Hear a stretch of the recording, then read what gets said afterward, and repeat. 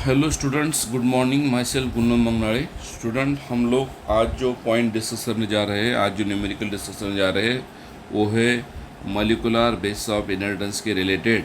और उस टॉपिक के अंदर जो क्वेश्चन दिया आपको न्यूमेरिकल्स में पूछा गया है, observe the given sequence of the coding stands. आपको पता है जब डीएनए का आरएनए बनता है उसमें दो स्टैंड रहते हैं, एक रहता है template stand and coding stands. Okay, तो हम यहाँ पे याद रखेंगे जब डीएनए का क्या बन जाता है, जब डीएनए का क्या बन जाता है, आरएनए बन जाता है, उस प्रोसेस को हम बोलते हैं ट्रांसक्रिप्शन। और ट्रांसक्रिप्शन में क्या होता है, दो स्टैंड होते हैं, एक होता है टेम्पलेट स्टैंड और दूसरा होता है कोडिंग स्टैंड। किसके ऊपर? डीएनए के ऊपर। आप देखोगे तो डीएनए के ऊपर दो स्टैंड होते हैं, एक है टेम्पलेट स्टैंड। ओके, अब यहाँ पे याद रखना टेम्पलेट स्टैंड मतलब कौन सा, कि जिसके ऊपर on which mRNA form, mRNA synthesize होता है। इसके ऊपर? टेम्पलेट स्टैंड के ऊपर।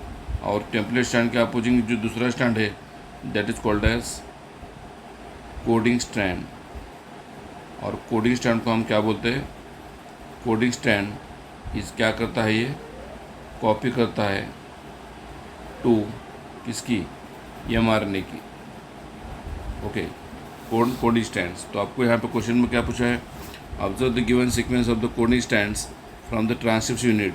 मतलब यहाँ पे आपको कोडिंग स्टैंड दिया है। ओके, और कोडिंग स्टैंड क्या है, फिर कोडिंग स्टैंड का सीक्वेंस आपको दिया है। ओके, दैट इज़ 5 to 3 दिया है, A T G C T C G A G C C G A G G C C A C G and T ए।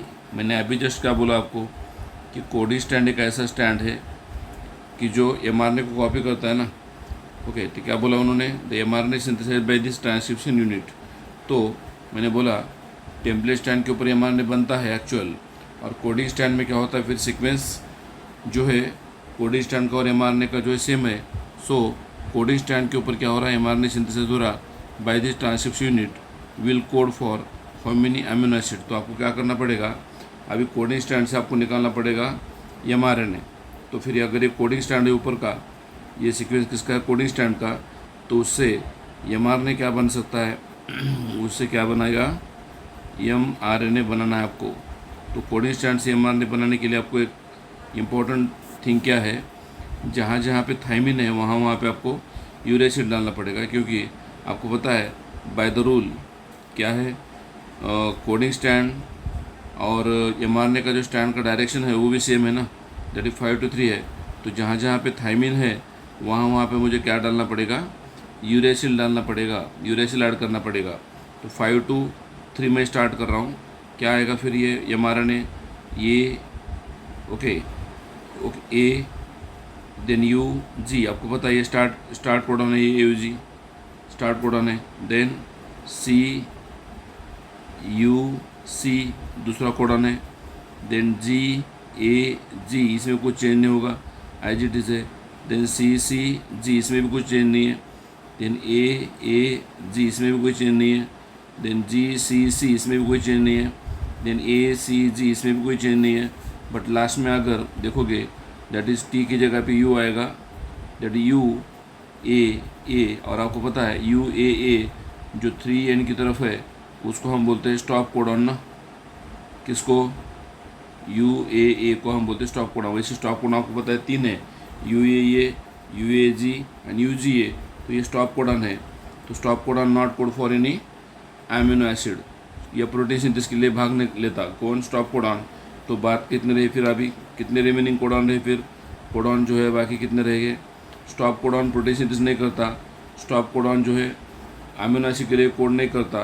तो रिमेनिंग कोडॉन कितने फिर, एक स्टार्ट कोडॉन, 1 2 3 4 5 6 और 7। तो आपका जो आंसर आता है कितने कोडॉन अमीनो एसिड को कोड करते हैं, तो आपका जो आंसर आता है उसमें that is 7 codon what code for amino acid बनाने के लिए कितने कोडॉन कोड कर रहे हैं, दैट इज 7। तो आपको जो आंसर आता है दैट इज 7 आता है। So this is about your C answer is 7 given in the question. So this is C, answer is given. Thank you for watching video.